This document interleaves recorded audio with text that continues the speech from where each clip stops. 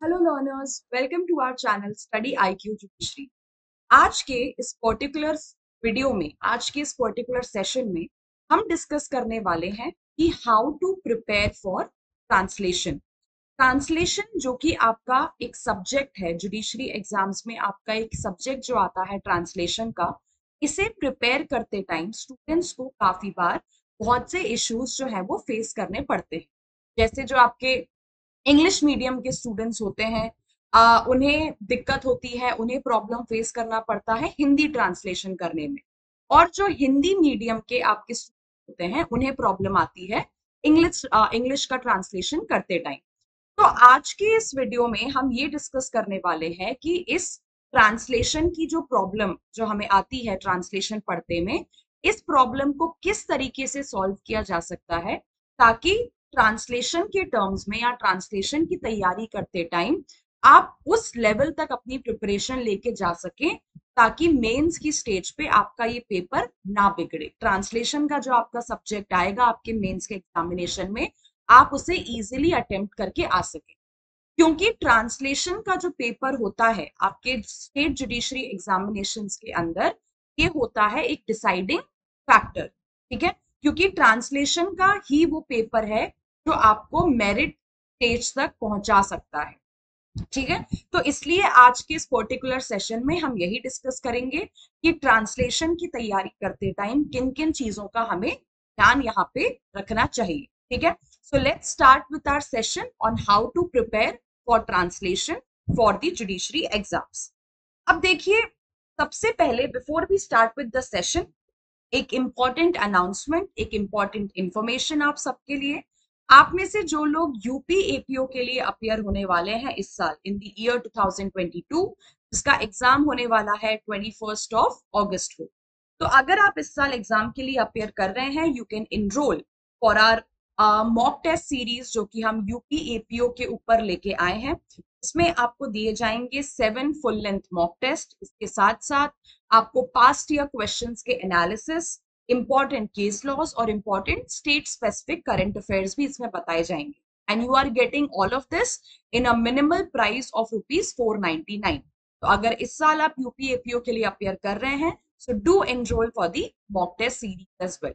Okay, अब चलिए session start करते हैं। अब देखिए, ट्रांसलेशन की तैयारी करते टाइम, ट्रांसलेशन की तैयारी को स्टार्ट करते टाइम सबसे पहले फर्स्ट चीज जो आपको करनी है वो ये है कि अपना स्टेट सिलेक्ट करिए। अपना स्टेट सिलेक्ट करिए, यानी कि स्टेट सिलेक्ट करने से यहाँ पे क्या मतलब होता है, आपको वो स्टेट सिलेक्ट करना है, वो राज्य सिलेक्ट करना है जिसका जुडिशरी एग्जाम आप लिखना चाहते हैं, जिस स्टेट में आप एक जुडिशियल ऑफिसर बनना चाहते हैं।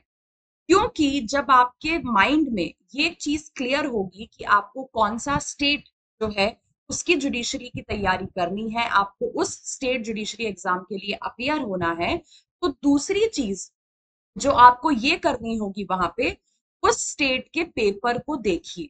उस स्टेट के पेपर को सबसे पहले तो ये समझिए, उस स्टेट के पेपर को स्टडी करके यहाँ पे कि उस पर्टिकुलर स्टेट का जो मेंस का एग्जामिनेशन होता है उसमें ट्रांसलेशन कितने नंबर का आता है, उसमें ट्रांसलेशन का क्या वेटेज रहता है, और ट्रांसलेशन के जो क्वेश्चंस आते हैं वो किस तरीके के पूछे जाते हैं। तो इसलिए सबसे पहला काम आपके लिए क्या बनता है, यहाँ पे अपना स्टेट डिसाइड करिए जिस स्टेट में के लिए आप जुडिशरी एग्जाम्स के लिए अपियर करेंगे। और उसके बाद ये चीज वहां पे देखिए उसके मेंस एग्जामिनेशन में कि ट्रांसलेशन कितने नंबर का आता है और किस तरीके से पूछा जाता है। ठीक है, जैसे अगर हम दो स्पेसिफिक बड़े स्टेट्स की बात करें जहां पे ट्रांसलेशन आपका आता है, एमपी सीजे और यूपी पीसीएसजे। ठीक है, ये जो दोनों स्टेट्स हैं इनके एग्जाम्पल्स भी मैं आपको देके बताऊंगी कि इन दोनों स्टेट्स में ट्रांसलेशन के जो क्वेश्चंस हैं वो कैसे पूछे जाते हैं। तो सबसे पहले तो पहली स्टेज आपके लिए क्या हो गई, यहाँ पे अपना स्टेट यहाँ पे सिलेक्ट करना। जो भी स्टेट आपने सिलेक्ट किया है ये पता करिए कि उसमें ट्रांसलेशन आता भी है कि नहीं आता है, और अगर आता है तो किस तरीके का आता है, किस टाइप के क्वेश्चंस जो है वो पूछे जाते हैं और कितना वेटेज रखता है ट्रांसलेशन आपके मेंस पेपर के अंदर। उसके बाद दूसरा स्टेप आपको क्या करना है, अगर आपका जो चूज किया हुआ स्टेट है, आप जिस भी स्टेट के लिए तैयारी कर रहे हैं जुडिशरी एग्जाम्स के, उस स्टेट में अगर ट्रांसलेशन पूछा जाता है तो उस स्टेट में ट्रांसलेशन के किस पैटर्न के क्वेश्चंस आते हैं, किस तरीके के क्वेश्चंस आते हैं यहाँ पे, उसको स्टडी करिए। जैसे एक एग्जांपल अगर मैं आपको देके बताऊं, तो अगर हम एमपीसीजे की बात करते हैं, ठीक है, एमपीसीजे और मान लीजिए आपके यूपी को हम कंपेयर अगर करते हैं, एमपीसीजे की अगर बात करते हैं तो एमपीसीजे में आपके वन लाइनर टाइप के क्वेश्चंस पूछे जाते हैं ट्रांसलेशन के अंदर। कैसे पूछे जाते हैं? Single one liner type of questions पूछे जाते हैं, जिनको आपको ट्रांसलेट करना होता है इंग्लिश टू हिंदी और हिंदी टू इंग्लिश में। लेकिन आपका यूपी पीसीएसजे का जो स्टेट जुडिशरी एग्जामिनेशन होता है, यहाँ पे वन लाइनर बेस्ड क्वेश्चंस नहीं आते हैं ट्रांसलेशन के लिए। यहाँ पे पूछे जाते हैं पूरे बड़े बड़े पैराग्राफ बेस्ड क्वेश्चंस, और यहाँ पूरे पूरे पैराग्राफ को आपको कन्वर्ट करना होता है हिंदी टू इंग्लिश और इंग्लिश टू हिंदी में। तो यही चीज आपको समझनी है, इसलिए आपको स्टेट के लीग ट्रांसलेशन के पेपर को स्टडी करना है, उसके पैटर्न को समझना है कि उस स्टेट में जो ट्रांसलेशन के क्वेश्चंस आते हैं, ठीक है, वो किस पैटर्न के आते हैं, वन लाइनर आते हैं, पैराग्राफ बेस्ड आते हैं, या फिर कोई और अलग टाइप का पैटर्न वहां पे फॉलो होता है। तो इसलिए ये दोनों स्टेप्स करना आपके लिए बहुत इंपॉर्टेंट हो जाता है कि अपना स्टेट सबसे पहले तो सिलेक्ट करिए, क्योंकि जब आप स्टेट सिलेक्ट कर पाएंगे उसके बाद ही आप ये समझ पाएंगे कि उस स्टेट में कौन सा पैटर्न आता है और किस पैटर्न के हिसाब से आपको ट्रांसलेशन की यहाँ पे तैयारी करनी है। ठीक है, तो आई होप ये दो स्टेप्स आपको क्लियर हो गई होंगी, समझ में आ गई होंगी। मूविंग ऑन, अगर हम रीसेंट ट्रेंड की बात करें, रीसेंट ट्रेंड यानी कि क्या, कि पिछले कुछ सालों में किस तरीके के क्वेश्चंस पूछे जा रहे हैं आपके ट्रांसलेशन के पेपर के अंदर, यानी ट्रांसलेशन के पेपर में आपका रीसेंट ट्रेंड क्या रहा है जुडिशरी एग्जाम्स के अंदर। तो देखो, पिछले कुछ सालों से ये नोटिस किया जा रहा है कि पहले क्या होता था, पहले के जो आपके जुडिशरी के एग्जाम्स होते थे उसमें ट्रांसलेशन में आते थे कॉमन टर्मिनोलॉजी या फिर जनरल टर्मिनोलॉजी बेस्ड क्वेश्चंस। पहले ऐसा होता था कि जुडिशरी एग्जाम्स किस पे ज्यादा फोकस करते थे, कॉमन या जनरल टर्मिनोलॉजी पे ज्यादा फोकस करते थे। लेकिन अब जो रिसेंट में जुडिशरी के एग्जाम्स कंडक्ट किए जा रहे हैं और पिछले कुछ सालों के अगर पेपर्स को एनालाइज किया जाए तो अब उसमें एक चेंज देखा जा रहा है। चेंज ये है कि अब आपके जुडिशरी एग्जाम्स कॉमन टर्मिनोलॉजी पे फोकस नहीं करते हैं, वो अब किस पे फोकस करते हैं, लीगल टर्मिनोलॉजी पे। जैसे पहले क्या होता था, नॉर्मल हिंदी टू इंग्लिश और इंग्लिश टू हिंदी का ट्रांसलेशन करना होता था, लेकिन अब जो ट्रांसलेशन के क्वेश्चंस आपके बनाए जाते हैं एग्जाम्स के अंदर, वो लीगल टर्मिनोलॉजी को इंग्लिश टू हिंदी और हिंदी टू इंग्लिश में कन्वर्ट करने के लिए पूछे जाते हैं। ठीक है, तो पुराना ट्रेंड क्या था, पुराने ट्रेंड में जो क्वेश्चंस आते थे वो जनरल टर्मिनोलॉजी या कॉमन टर्मिनोलॉजी बेस्ड वहां पे होते थे।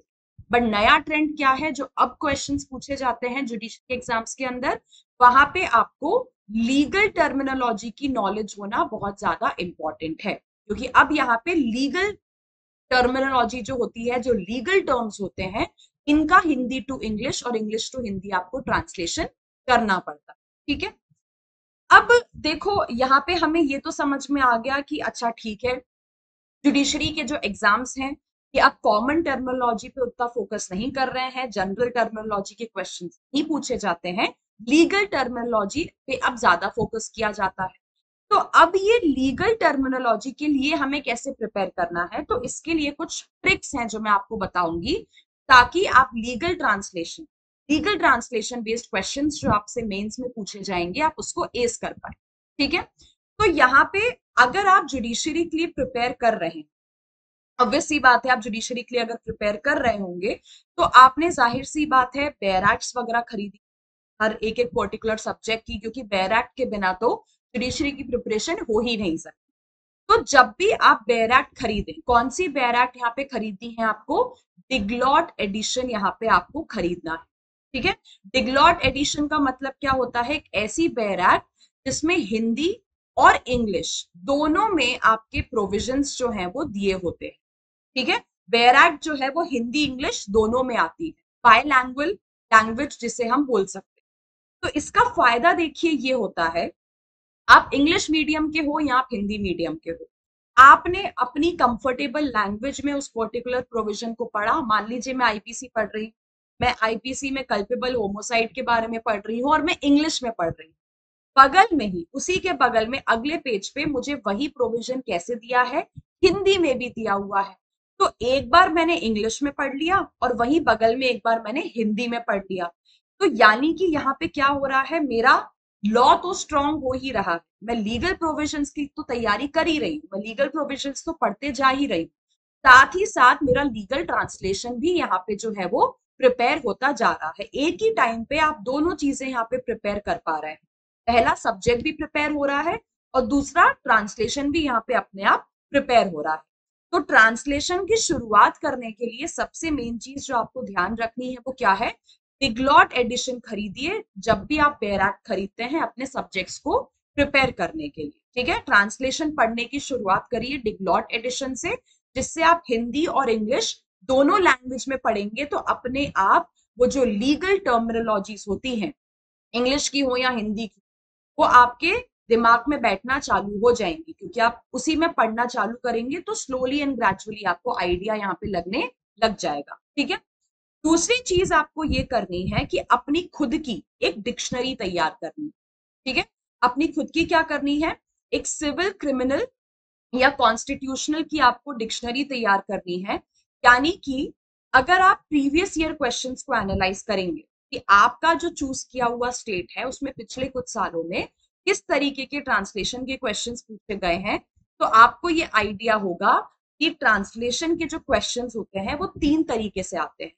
सिविल के अलग टर्मिनोलॉजीज होती हैं, क्रिमिनल की अलग टर्मिनोलॉजी होती है और कॉन्स्टिट्यूशनल लॉ की अलग टर्मिनोलॉजी होती है। ठीक है, तो ऐसे ही आपको क्या करनी है, अपनी खुद की एक डिक्शनरी बनानी है, अपनी खुद की एक ग्लॉसरी बनानी है, जिसमें आप इन तीन कैटेगरी वाइज जो है वो लीगल टर्मिनोलॉजी प्रिपेयर करेंगे। ठीक है, यहाँ पे आपको इससे सिर्फ एक जनरल आइडिया नहीं होगा, बट सब्जेक्ट वाइज नॉलेज भी आपकी बढ़ जाएगी कि देखो सिविल में ये इंपॉर्टेंट टर्मिनोलॉजी होती है, ये इंपॉर्टेंट वर्ड्स होते हैं, क्रिमिनल के ये इंपॉर्टेंट वर्ड्स होते हैं, कॉन्स्टिट्यूशन के ये इंपॉर्टेंट वर्ड्स होते हैं। तो यहाँ पे इससे क्या हो रहा है, यहाँ पे आप एक प्रॉपर हॉलिस्टिक प्रिपरेशन कर रहे हैं सब्जेक्ट की भी और सब्जेक्ट वाइज टर्मिनोलॉजीज की। ठीक है, तो यहाँ पे आपको डेली कितना टाइम डिवोट करना है, डेली देखिए अगर आप रोज 1 घंटे से लेके 45 मिनट्स तक, ठीक है, ज्यादा नहीं हो पा रहा है तो 45 मिनट कर लो, 1 घंटा दे सकते हो तो 1 घंटा भी दे दो, इतना टाइम सफिशियंट होगा। सफिशियंट होगा इसलिए कि जब आप मेंस का एग्जामिनेशन लिखने जाएंगे, जब आप मेंस की तैयारी कर रहे होंगे, आपको ट्रांसलेशन पे ज्यादा फोकस नहीं करना होगा, क्योंकि आपने थ्रू आउट द ईयर उसकी प्रिपरेशन की, थ्रू आउट द ईयर आपने अपने नोट्स जो है वो यहाँ पे प्रिपेयर किए। तो ये जो डेली का आप 1 घंटा देंगे या 45 मिनट देंगे ट्रांसलेशन की तैयारी में, इसमें आपको यही चीज करनी है, अपने खुद के वर्ड्स बनाइए। ठीक है, अपनी खुद की जो है वो सब्जेक्ट वाइज डिक्शनरी ग्लॉसरी यहाँ पे प्रिपेयर करिए, other than your subject read. देखो, जब तुम सीआरपीसी आप पढ़ रहे हैं, जब आप आईपीसी पढ़ रहे हैं, जब आप कॉन्स्टिट्यूशन पढ़ रहे हैं, ठीक है, उस टाइम पे आप डिग्लॉट एडिशन की बैराक पढ़ रहे हैं, तो वो तो अलग चीज हो गई, वहां पे तो आपका सब्जेक्ट की पढ़ाई चली रही है और वहां पे आप हिंदी इंग्लिश में पढ़ते जा ही रहे हैं, तो उसको तो अलग रखो। ये जो 45 मिनट है या 1 घंटा है, इसमें आपको क्या करना है, इसमें आपको अपनी खुद की ग्लॉसरी जो है वर्ड्स निकालिए, देखिए कौन कौन से वर्ड्स आपको लग रहे हैं जो पूछे गए हैं पिछले कुछ सालों में।